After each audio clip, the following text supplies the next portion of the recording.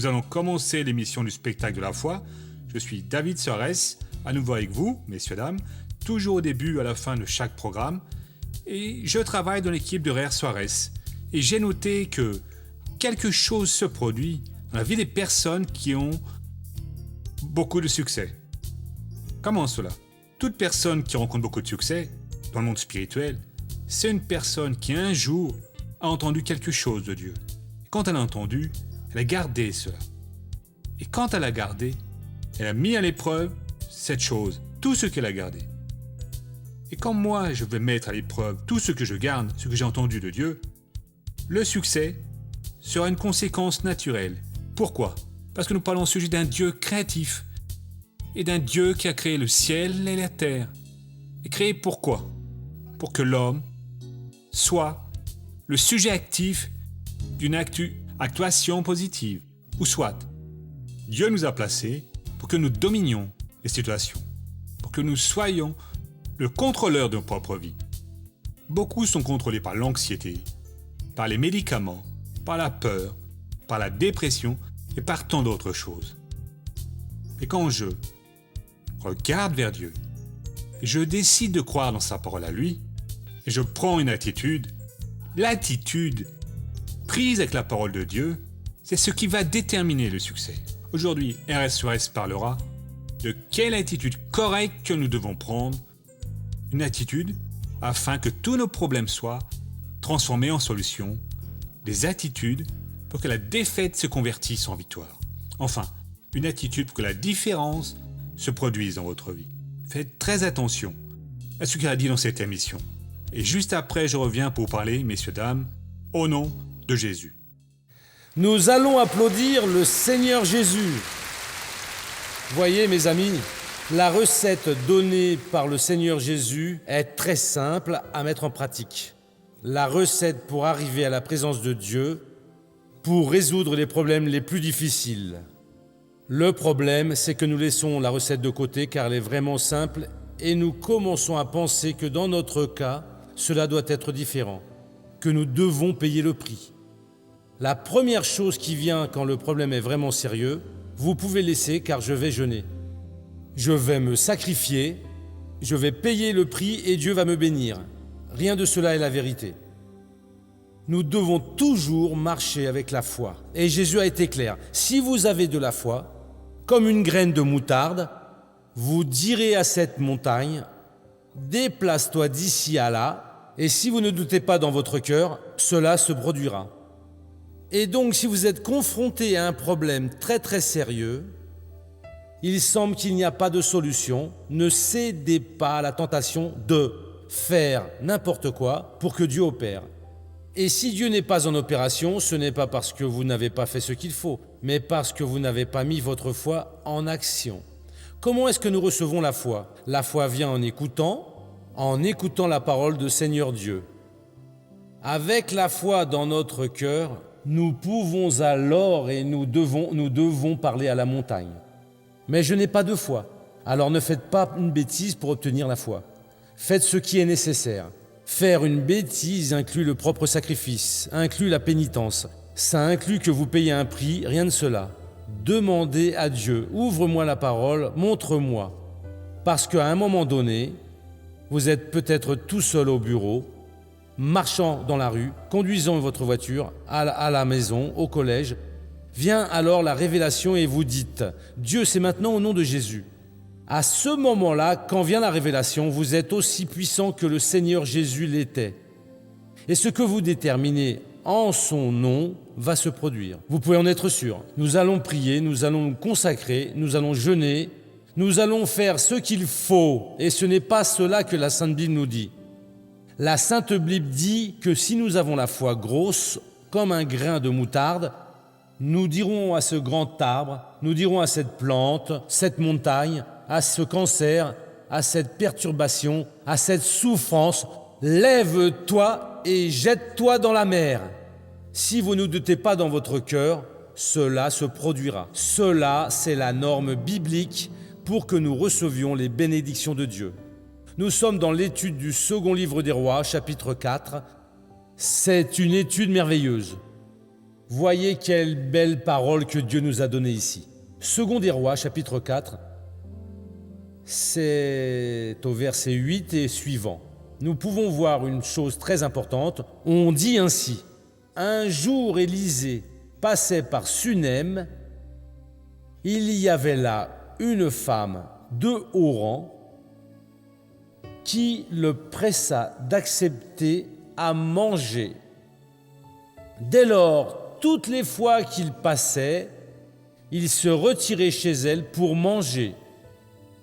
Elle dit à son mari: je sais que cet homme qui passe constamment chez nous est un saint homme de Dieu. Je t'en prie, faisons une petite chambre en dur à l'étage et mettons-y pour lui un lit, une table, un siège et un porte-lampe.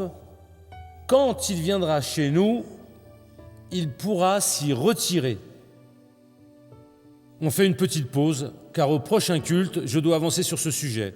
Nous faisons l'étude ici de ce projet que cette bourgeoise a eu.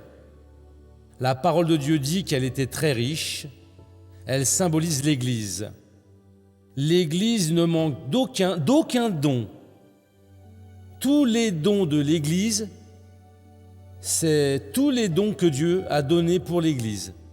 Nous sommes bien l'Église. Et les dons de Dieu nous sont accessibles à nous. Nous n'avons rien à payer, nous ne devons rien sacrifier. C'est ce que je viens de vous dire, écoutant la parole, vient la foi.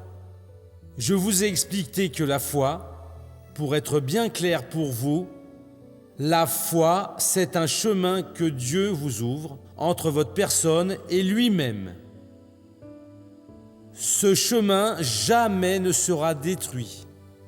Parce que le Seigneur Jésus est ce chemin. Il a dit: je suis le chemin qu'il ouvre entre vous et Dieu. Ce chemin est un don de Dieu, et les dons de Dieu sont irrévocables. Même Dieu ne défait pas ce chemin.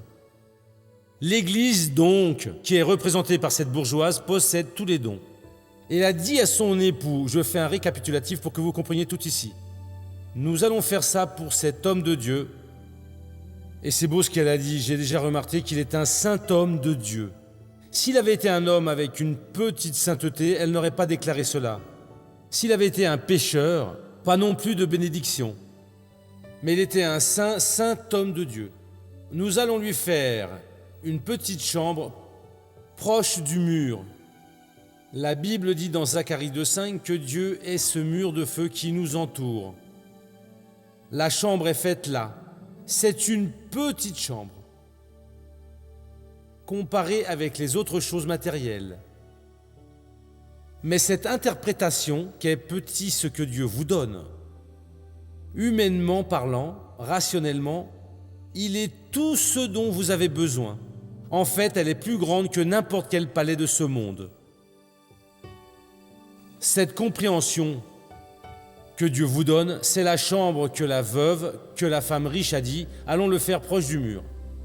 Et dans cette chambre, nous allons installer un lit, on a déjà vu cela. Et l'on parle de repos. Venez à moi, vous tous qui êtes fatigués et opprimés. On va installer une table pour parler de communion.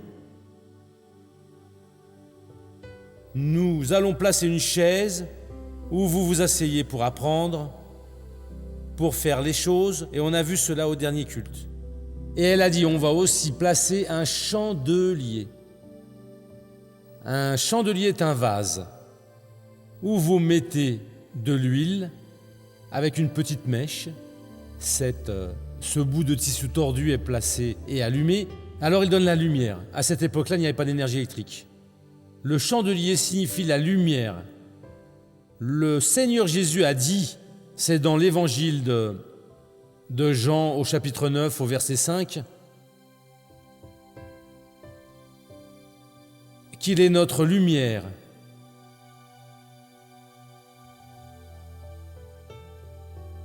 Il est passé et a vu cet aveugle de naissance que nous avons déjà vu Et ici, les disciples ont demandé « Qui est-ce qui a péché, lui ou ses parents, pour qu'il naisse aveugle ? Ni lui ni ses parents ont péché, mais pour les œuvres de Dieu se manifestent en lui. Il est nécessaire que nous les fassions bien. » Alors il a dit « Tant qu'il fait jour, il faut que nous accomplissions les œuvres de celui qui m'a envoyé. » C'est dans le verset 4. « Quand la nuit vient où personne ne peut faire aucune œuvre. » Au verset 5. « Pendant que je suis dans le monde, je suis la lumière du monde. » Et donc Jésus, c'est le chandelier. Et la veuve a dit, on va faire la chambre et y placer. Et Dieu l'a placé. Dans cette chambre, nous n'avons pas besoin d'une autre lumière. Je dois me rappeler que la Bible dit, Jésus est mon porte-bougie, c'est ma lumière. Et donc dans cette chambre, on n'entre jamais l'obscurité. Je ne vais pas trébucher, je ne vais pas déraper. Au contraire, j'entre pour être plus illuminé, sachant que je vais entrer en présence du Seigneur Dieu pour recevoir l'illumination dont j'ai besoin. Jésus a dit, la nuit vient, les ténèbres, mais pendant que je suis dans le monde, je suis la lumière du monde. Il est notre lumière, c'est notre compréhension.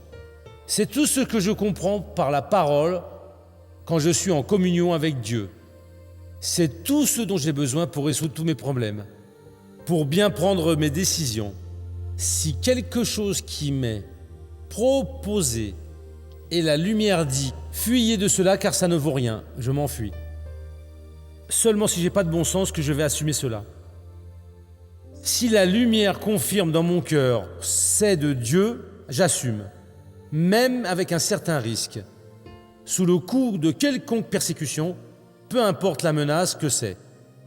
Si nous avons la lumière, car Dieu parle dans notre cœur, parce que tant que l'Église sera dans ce monde, Jésus continuera à être la lumière. Et Jésus est au monde par le biais de l'Église, parce qu'il est dans le cerveau de l'Église. Vous êtes la lumière du monde, c'est fini. Qu'est-ce que nous sommes en ce monde? La lumière. Pourquoi? Parce que le Christ habite en nous. Et cette lumière qu'il nous a donnée, c'est la réponse de Dieu pour notre génération. Vous allez dans les pays qui sont maintenant en train d'émerger, le Brésil, la Russie, l'Inde et la Chine, qui seront les grandes puissances dans très peu de temps. Les personnes qui comprennent l'économie disent que dans peu d'années, la plus grande puissance du monde va être la Chine. La seconde va être celle qui aujourd'hui est la première, les États-Unis. La troisième sera l'Inde. La quatrième, c'est une dispute entre le Brésil et la Russie. Dans ces pays, quelle est la réponse à la parole de Dieu? Cette compréhension. Et où est donc cette réponse? Elle est en nous, qui prouvons l'Évangile. Vous êtes la lumière du monde. Je suis en vous, ce que je vous ai donné à vous sert, pour tous les plus pauvres, pour les misérables, pour les gens moyens, pour les riches, pour les cultes, pour toutes les personnes. Et il a continué en disant, « Une ville située sur une montagne ne peut être cachée. Nous avons été édifiés sur le Christ, et si nous nous laissons faire, personne ne va parvenir à dissimuler notre lumière. Et on n'allume pas une lampe sous le boisseau, mais on la met sur le chandelier, et elle éclaire tous ceux qui sont dans la maison. Que votre lumière luise ainsi devant les hommes, afin qu'ils voient vos bonnes œuvres et qu'ils glorifient votre Père qui est dans les cieux. Notre lumière se doit de resplendir pour que l'on puisse voir nos bonnes œuvres. Et quelles sont les bonnes œuvres que nous sommes en train de faire? Toute action que nous faisons sur la parole de Dieu, une prière que nous faisons pour qu'une personne qui est en difficulté, pour une personne qui n'a pas de respect pour son corps, c'est le mien, je fais de lui ce que je désire. Cette prière secrète est une bonne œuvre et la lumière va le montrer. La prière que nous faisons pour une personne nécessiteuse, l'aide que nous donnons à quelqu'un qui aujourd'hui n'a rien à manger et quelqu'un qui a tellement est en train de gaspiller, mais spirituellement il n'a pas. Si nous emportons la parole à ces personnes, nous serons en train de faire ce que le Christ a demandé. Et donc ici, dans le cas d'Élisée, chaque fois qu'il passait par là, il entrait pour manger le pain. Mais il entrait aussi dans sa chambre, il se reposait sur son lit, s'asseyaient à table pour avoir la communion, pour travailler, sur la chaise pour recevoir l'instruction, et comme ça, le chandelier l'illuminait. Mon frère, cela c'est l'habitation que Jésus a préparée pour nous, dans le monde spirituel, dans laquelle aujourd'hui nous sommes déjà assis. Éphésiens 2,6 déclare que nous avons été ressuscités ensemble avec le Christ et que nous sommes assis dans les régions célestes. Là, nous sommes bien reliés. Et au moment où nous le voulons, nous pouvons avoir la communion avec Dieu. Élisée l'avait juste de temps à autre parce que le Christ n'était pas encore venu. Il n'était pas encore venu, mais quand il passait là, il fallait juste entrer, qu'il avait la communion, qu'il pouvait apprendre et il avait la lumière. Nous pouvons à n'importe quelle heure ou quand nous sommes fatigués, quand on est surchargé, quand on est stressé et atteint par l'ennemi, nous rencontrons en lui le repos, nous rencontrons en lui la communion, nous rencontrons en lui l'apprentissage et nous rencontrons en lui l'illumination. Et nous sortons pour être quoi? Pour être une bénédiction. N'importe qui parmi nous est cette bénédiction. Qu'est-ce que vous comprenez dans ceci de la parole de Dieu? Cela, c'est la lumière que Dieu vous a donnée, que Christ vous a concédée pour que vous fassiez l'œuvre du Seigneur Dieu. Faites-la et vous allez toujours marcher dans la lumière et jamais dans le noir. Et jamais vous ne trébucherez. Vos œuvres seront toutes réalisées et tout ce que vous ferez sera bien réussi. Allons au feuilleton de la vie réelle.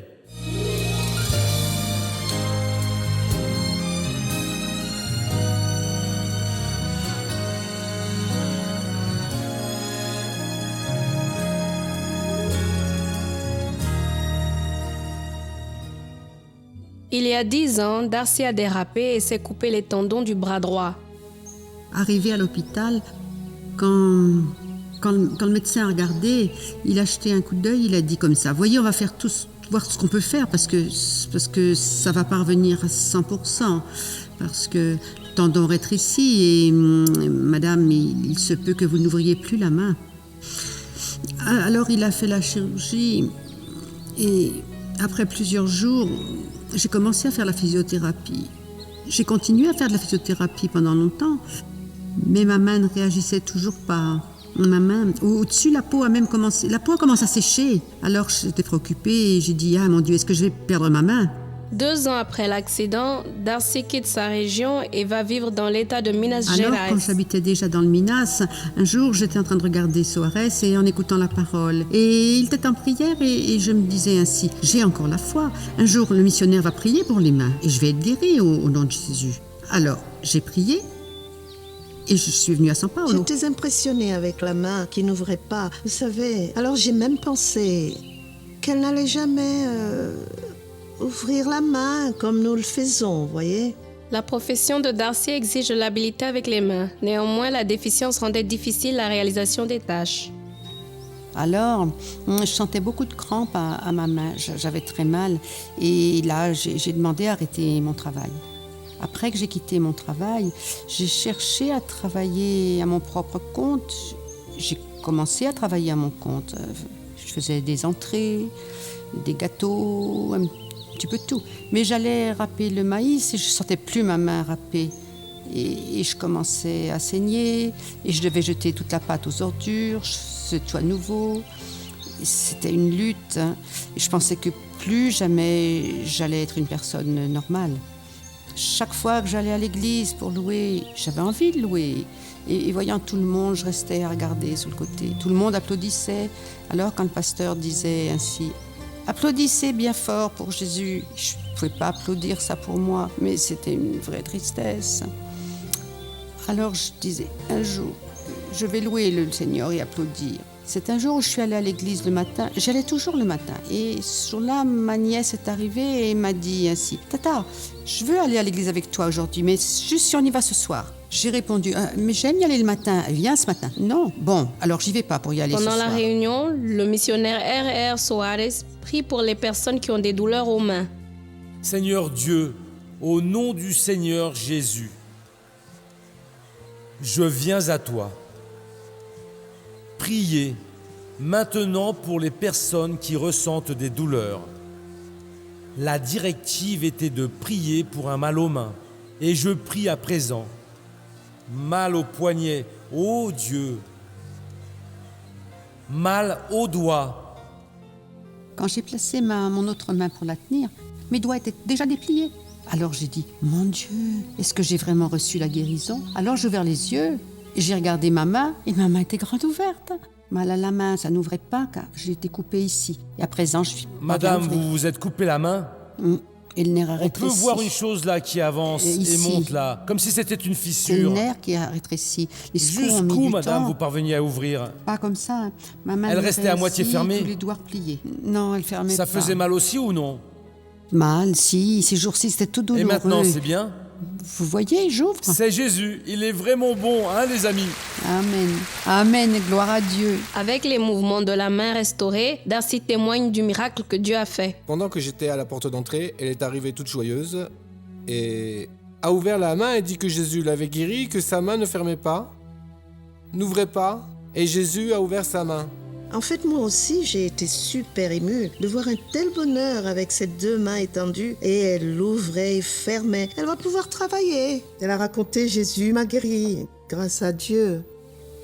Aujourd'hui, je peux avoir la main ouverte, je travaille normalement, je fais tout, c'est sans problème. J'essore le linge, je lave, je peux me coiffer normalement. Et à présent, ma main me brûle même de tant d'applaudir. C'est Jésus. Eh Darcy, Oui, vous missionnaire. pleurez pour l'émotion, moi aussi j'ai pleuré. C'est l'émotion. Ça a été une grande bénédiction, vous savez, missionnaire. Je continuais à prier tout le temps. Je restais toujours à regarder depuis le Minas. Je déclarais, c'est bien que j'aille à San Paolo parce que je vais être guérie de ma main. Et monsieur, vous avez Laissez-moi déterminé dire une cela dans chose, ma j'étais vie. maintenant en train de penser combien ces gens de la presse sont méchants. Si une personne de ma réunion meurt, on peut mourir en n'importe quel lieu. Ils écrivent un mort dans la réunion de R.R. Suarez, qui racontait que Dieu sauvait et il est mort. Dieu fait un miracle comme cela, ce n'était pas pour qu'ils enquêtent, ça peut être le journal de l'État de San Paolo, une télé San Paolo. Messieurs, si vous êtes sérieux, faites maintenant un reportage avec Darcy. Allez voir son médecin, allez voir sa famille. Vous, la télé, si vous êtes à la télé, faites comme cela quelque chose ici. Votre journal, je ne sais encore. Venez, voyez si c'est un mensonge caractérisé. Nous ne sommes pas dignes même de vivre, on ne peut pas mentir avec une chose comme ça. Vous montrez aux nécessiteux que Jésus-Christ guérit. Vous montrez les homosexuels, vous montrez les prostituées, vous montrez les voleurs, vous montrez les politiciens, vous montrez les médecins, vous montrez tout à la télévision et certains faits sont exacts et d'autres non. Pourquoi vous ne montrez pas une histoire comme ça ? Enquêtez. Il y a tellement de cas. Vous avez chaque jour le feuilleton de la vie réelle et étudier et voir si c'est exact et écrire là. On a vérifié que c'est la vérité. Vérifiez que Jésus est la vérité parce que Jésus veut vous sauver aussi. Vous êtes en perdition, vous avez besoin de rencontrer Jésus. Darcy, où est-ce que l'on voit la grosseur ? Ici, regardez, à La présent, grosseur ça va en ouvre diminuant. normalement. Elle diminue la grosseur. Disparu. Ce jour-là, j'ai Ah, dit ça ici, diminue je vais parce montrer que à la presse, Dieu a ça a laissé cette diminué grosseur ici. pour que quelqu'un d'incrédule voit que quand elle fait, vous avez vu au moment du feuilleton, ça montait et descendait. Faites-le encore. Là, vous voyez, à Ça présent, a déjà j'ouvre. diminué un petit Ça peu. diminue Dans quelques déjà. jours, tout va être normal. Mais c'est normal, je C'est sens notre plus rien. Dieu, il est formidable, Gloire à Jésus. Dieu. Alléluia.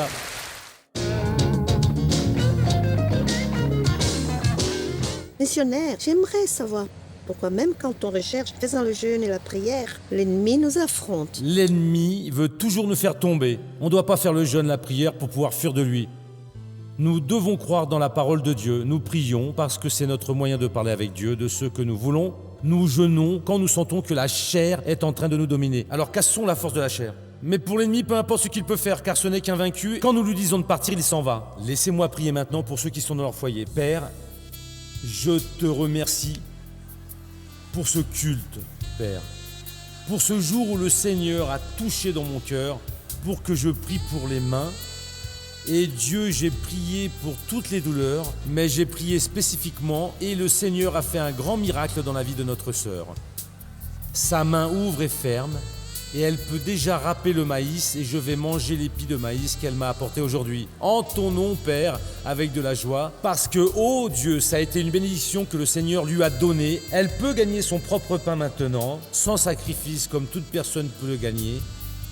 Et je prie pour toutes les personnes, Père.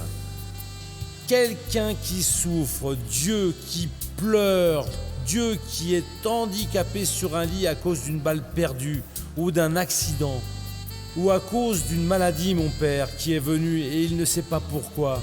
C'était une sensibilité à un aliment et cet aliment l'a rendu aveugle. Dieu, cette personne est diabétique.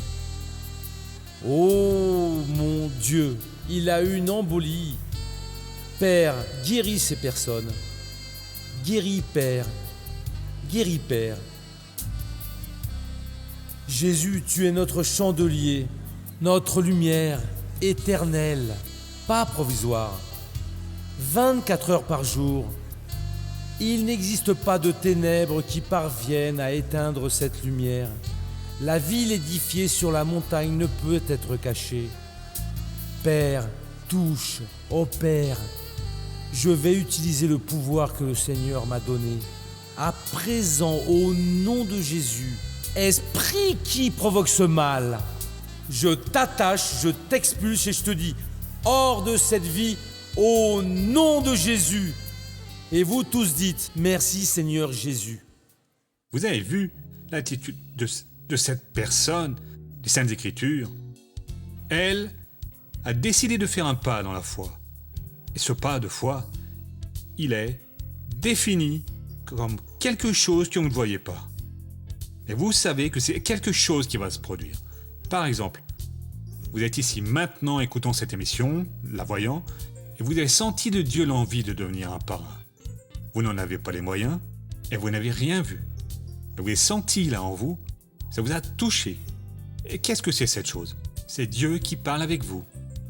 Dieu aujourd'hui parle par sa parole. Sa parole à lui a été prêchée. Quand elle est reçue au fond du cœur, elle se traduit par une attitude que Dieu veut pour un tel, une attitude que Dieu veut pour un autre. Quelle est l'attitude que Dieu veut pour vous? C'est de devenir un parrain du spectacle de la foi. Ne regardez pas votre situation financière. Faites un pas de foi, parce que ce pas de foi va montrer dans le monde spirituel en qui vous avez confiance. Ce pas de foi va montrer à l'ennemi de votre âme, de votre santé, de votre famille, que vous avez résolu de croire en celui qui vous a donné la solution. Je vous demande, qui est celui qui va donner la solution à vos problèmes? Pour moi, c'est Jésus-Christ. Je crois qu'il est venu pour me donner la vie et la vie en abondance. Je ne vous parle pas de religion, je vous parle d'une attitude. Et comme je crois, j'ai pu vivre des victoires. Je crois que pour votre vie, ça peut être la même chose. Pour cela, vous appelez ce numéro qui apparaît sur votre télévision et dites « Voyez, je veux maintenant devenir un parrain. Qu'est-ce que je dois faire ?» Et alors nos standardistes vont vous donner toutes les informations dont, mesdames, messieurs, vous avez besoin pour accomplir ce mandat et être bénis au nom de Jésus-Christ. Voyez, Dieu a commencé une bonne œuvre dans votre vie. Ne doutez pas, il peut tout faire, peut vous transformer. Restez tous avec Dieu, que Dieu vous bénisse. Et nous, demain sur un horaire. À très bientôt au nom du Christ.